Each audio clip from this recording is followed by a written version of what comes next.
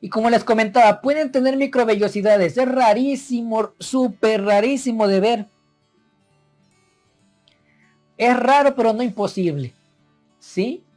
Dice que en un paciente que tenía muy posiblemente una necrosis tubular aguda, que le encontré gran cantidad de células tubulares renales, que incluso todavía seguían viables muchas de ellas.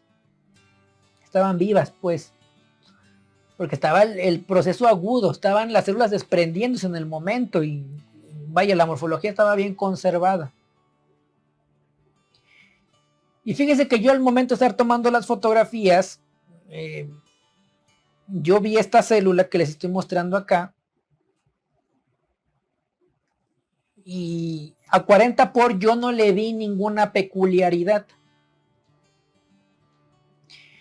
Pero al momento de que yo empecé a realizar la fotografía de esta célula, que la pasé a objetivo de 100 por para tener un mejor detalle morfológico, pues me empecé a percatar de una peculiaridad. Y es que estas células, si se dan cuenta, en la parte donde está el núcleo, se le ven como unas extremidades que salen, como unas prolongaciones finitas. No sé si lo alcanzan, espero que lo alcancen a observar. ¿Sí? Más o menos en esta zona, si se dan cuenta. Como unos prolongaciones finitas se ve que le salen. Pues son microvellosidades. ¿Sí? Posiblemente la célula proviene del túbulo proximal. Pues bueno, es una peculiaridad, es una extrañeza que podríamos ver, pero hay que ponerle mucha atención al sedimento para que no se nos escapen ese tipo de cosas, ¿no? Y pues bueno, dice la bibliografía que si queremos aprender a diferenciar las células tubulares renales hay que ver los cilindros. Y ya una vez que tengamos bien capturada la morfología que presentan los cilindros de células tubulares renales, es entrenamiento suficiente para empezar o poder diferenciar a las células sueltas, ¿no?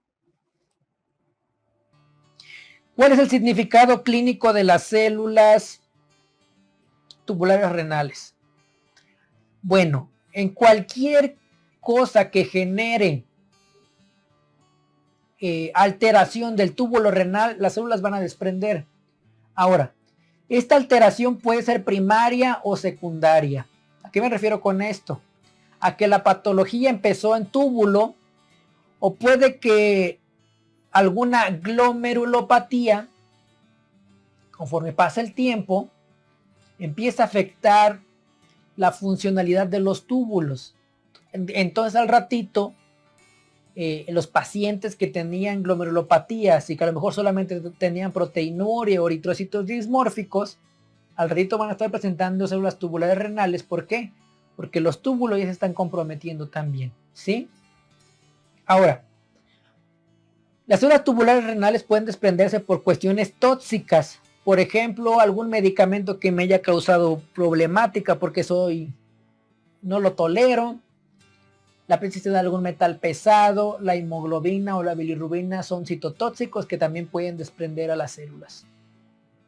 Un proceso inflamatorio de origen infeccioso, autoinmune o incluso por el estrés crónico. Alguna obstrucción a nivel tubular, por ejemplo, que algunos cristales hayan obstruido a nivel tubular o algunos cilindros.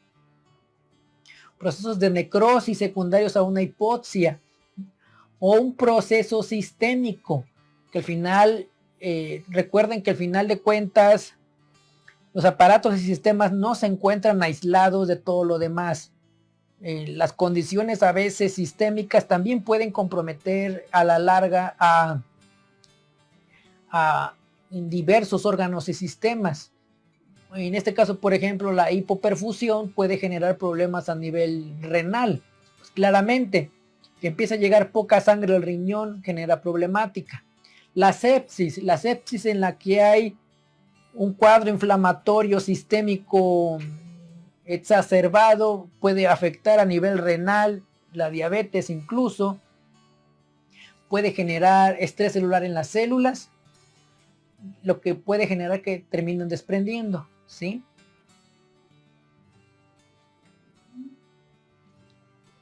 Ahora, yo puedo encontrar otro tipo de celularidad en sedimento urinario. Células derivadas de órganos cercanos al aparato urinario o que se encuentran conectados con el aparato urinario.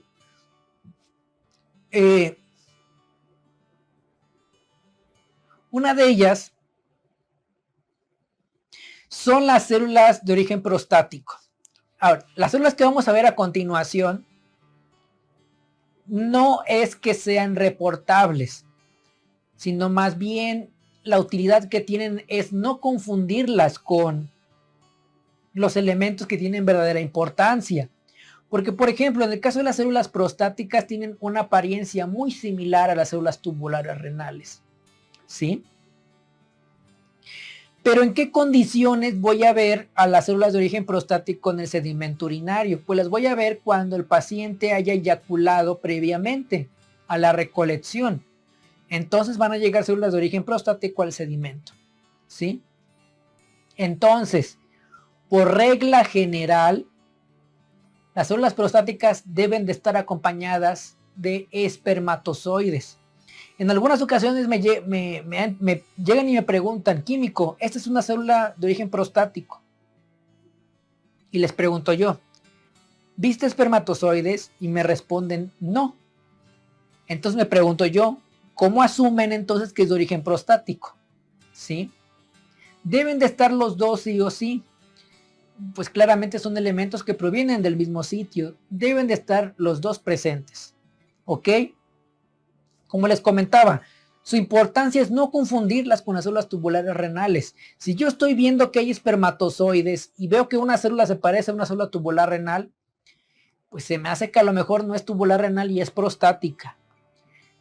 Mejor a ese paciente hay que pedirle una nueva recolección y que tenga abstinencia sexual.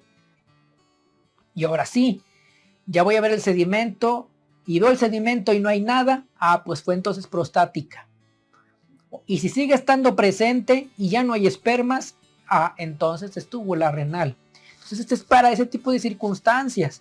Pues ven que son muy similares, son células más o menos cuboideas o esféricas, tienen tamaños muy pequeños, de alrededor de 10 micras, núcleos esféricos, ovalados, tienen poquito citoplasma, bueno, son muy similares a las tubulares renales. Vean otros ejemplos, pueden ser muy pequeñitas, y vean, esta la podría confundir con la célula tubular renal.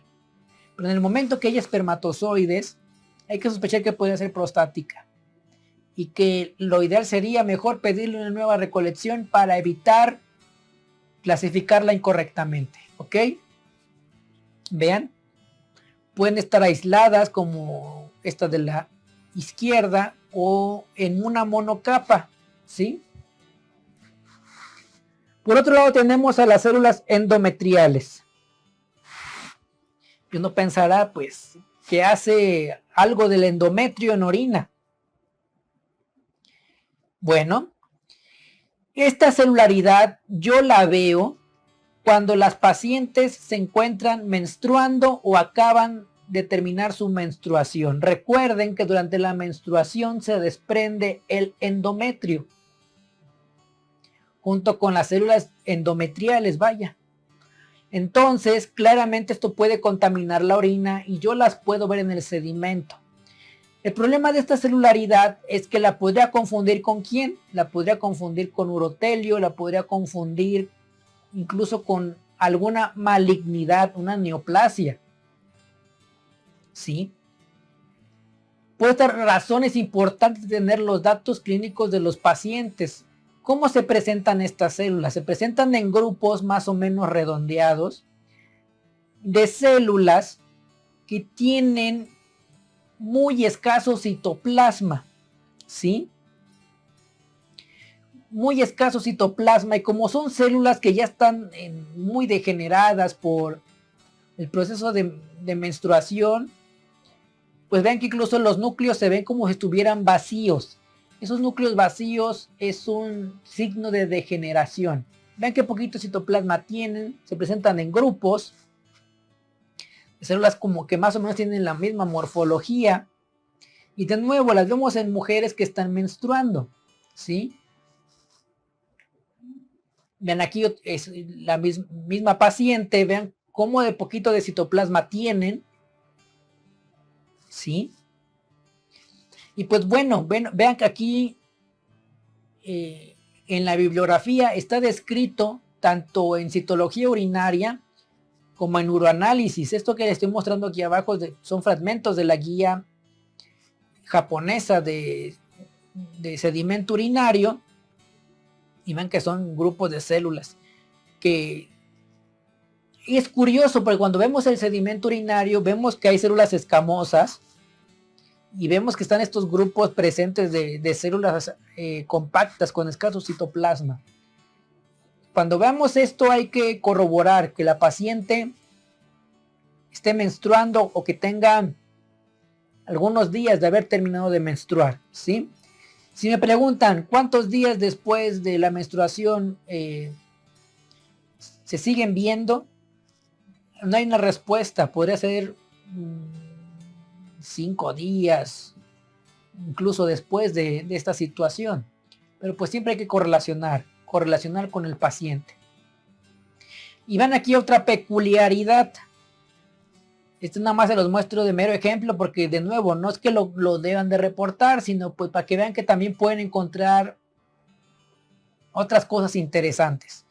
Recuerden que yo les comentaba que existen las glándulas unicelulares que se les conoce como células caliciformes, y estas células caliciformes se encuentran principalmente en epitelios cilíndricos. Estas células tienen forma de cáliz. ¿A qué se refiere esto? Que la parte final de la célula está muy delgadita y la parte superficial está como que muy ancha. ¿Por qué está ancha? Porque empiezan a acumular mucina en la superficie. Y ven aquí hay una célula caliciforme rodeada de dos células cilíndricas. Y ven que aquí se ve la vacuola de mucina. Y vean cómo se ve aquí el cáliz, la parte delgadita. A lo mejor aquí en la parte de arriba se ve un poquito mejor. Vean cómo se ve la parte delgadita, como si fuera de la copa, ¿sí? Y aquí un poquito más ancho, que esto es la vacuola de mucina. De nuevo, las puedo encontrar, pero pues no tiene caso reportarla, ¿sí? Vean aquí nada más para que vean, para que recuerden cómo son en el tejido. Ahora,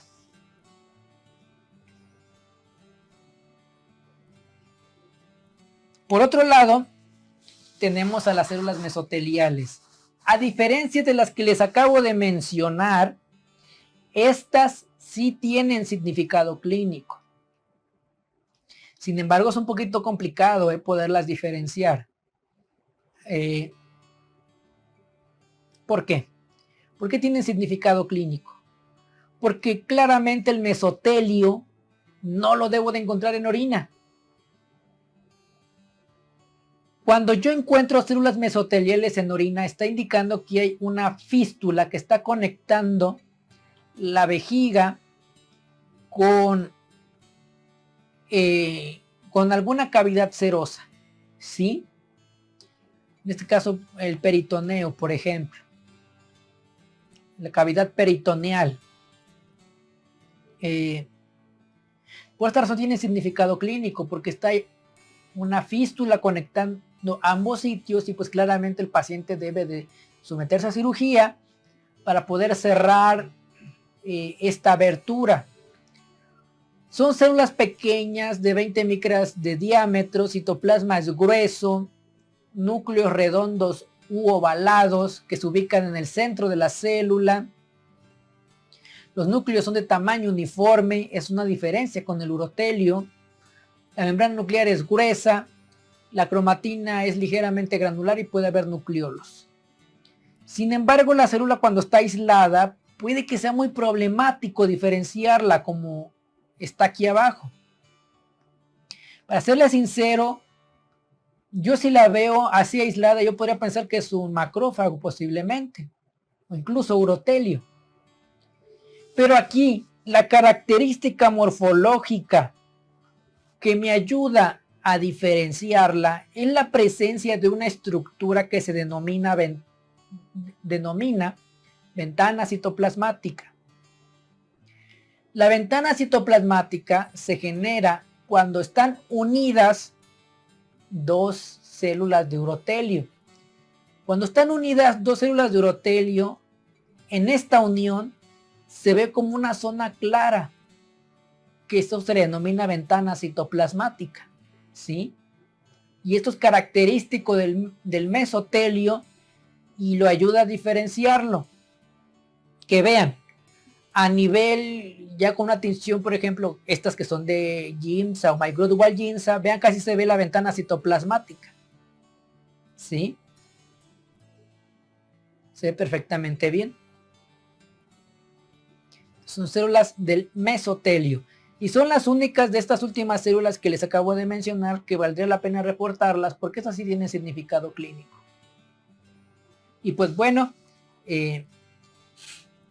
llegamos a la parte, concluimos la parte de las células benignas. La siguiente parte que vamos a ver entonces va a ser lo correspondiente a la patología. Ok, entonces nos vemos en la próxima sección.